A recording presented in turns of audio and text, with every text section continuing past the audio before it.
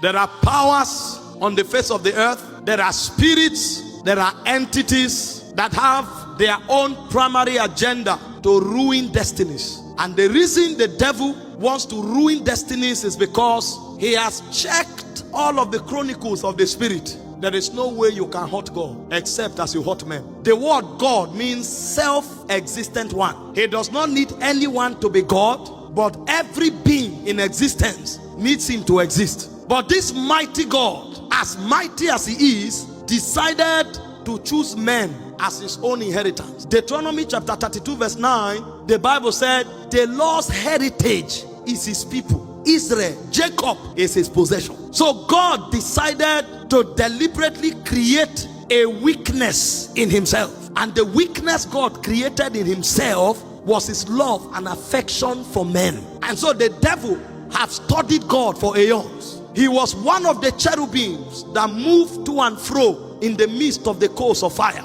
And so what that goes to mean is that he has capacity to stand before glory. You know, not every angel has the power to vibrate in the presence. It takes a lot of powers committed to you by God for you to be able to stand in the presence. Not every being in heaven can stand in the presence. When you go to the throne room, the creatures that are in close proximity with God are called elders. They are not elders because of time. There's no time there. So what it's talking about is not age oriented. Where they are called elders because they have ability to interact in realms of light. The places where they can stand, not every creature can come there, because it takes powers to stand in the presence. It takes enormous powers. So the creatures that stand in the presence, God bestows powers on them. And so apart from the elders, there are also those who are called the four beasts, or the four living creatures. So these beings are beings of mysteries. When you look upon them, the Bible said they had four faces: the face of a lion, the face of an eagle, the face of an ox, and the face of a man. All of these things represent dimensions. So it takes 4 dimensions for these beings to be able to stand in the presence, because there is a dimension of God that appears. The ox can't withstand it, so they will switch to the eagle. Those are the secrets of God. There's a dimension of God that will appear. The eagle can't behold, so they will switch to the lion. There's a dimension of God that appears. The lion can't behold, they switch to the man. So for those beings to be able to stand, they needed 4 faces so that they can interact in a measure with glory. And apart from those creatures, there are other beings called principalities and powers. It is among them that you'll find those who command the angelic quadrant. And so you have amongst them archangels. Some of them are warriors. Some of them are keepers of secrets. And one of those archangels is called Gabriel. And when Gabriel appeared to Zacharias, he made a statement that almost confounded my theology. When Zacharias doubted him, Gabriel did not consult God. Gabriel passed a judgment. And the reason Gabriel had authority to pass judgment is that I am Gabriel that standeth in the presence of God. So it takes powers, it takes authority to stand in the presence of God. And so one of the princes that had the privilege of standing in the presence of God decided to rebel. And when he rebelled, he came down with 1/3 of the angels. Those are the beings that are battling with you and I. And so when we talk about warfare, it's not a joke. You are dealing with a creature that was walked in the presence of God. He knows the elders. He knows the 4 beasts. He knows the archangels. He was himself an archangel. And because he was doing business in the presence, he knows that Elohim has no weakness. We have lived in his presence for aeons. There is no weakness with Elohim. And so when he was judged, there was nothing he could do. He hated God. He wanted to fight God, but there was no basis. You couldn't attack this being. I was in the presence with the elders, with the 4 beasts, with the archangel. God has no weakness. until after many aeons, he now discovered God embarked on a project. And God said, let us make man in our own image, after our likeness.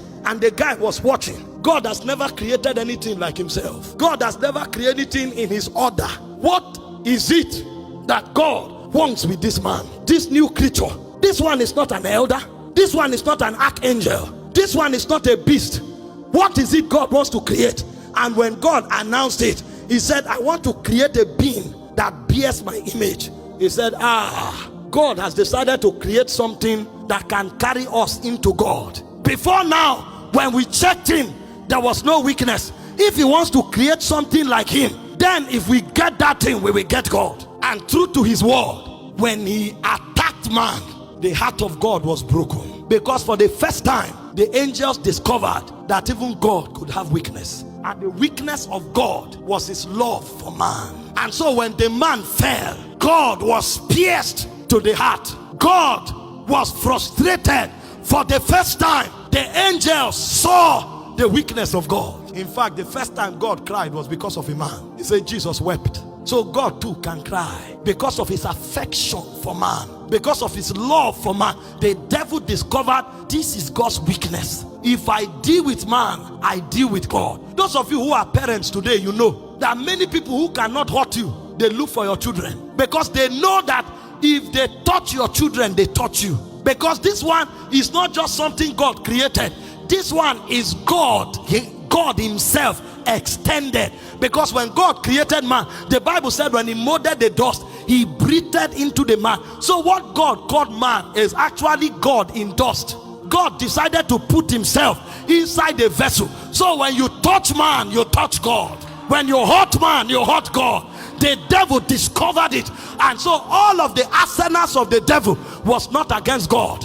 It was not against angels. It was against men. You are the one who thinks you are not important. And to prove that man was that important to God, when man fell, from that day, God began to create a way of saving man. God himself left the throne and came into the garden. God killed an animal. Suddenly, God that only knows how to be worshipped, God became a worker. God came into the garden. God killed an animal and carried the cloth of the animal and covered the man because he didn't want to kill the man. The Bible said, thou, O Lord, out of a purer eyes, your eyes cannot behold iniquity. If he sees the man in sin, he will kill him. And because he didn't want to kill him, he carried blood and covered him, so that when he looked upon the blood, the innocence of the animal will atone the heart of God. The animal that was killed was innocent, so he needed to look at the blood of that innocent animal. Because he can't kill the man, he loves the man. The man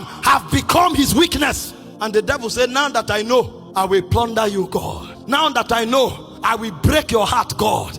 Now that I know, I will deal with you. And so when Jesus came, he told us the manifesto of the devil. In John chapter 10 verse 10, he said, the devil cometh not but for to kill, to steal, and to destroy. And so God's assignment was to create a way of saving the man. And there was no other way God could save the man except God himself becomes the victim. Because of the love God had for man, God decided to step down from his throne of glory. God decided to take off his garment of divinity. God decided to put upon himself the garment of man. God entered the womb of a woman, and God was there helplessly for 9 months. Whatever the woman ate, that was what God ate.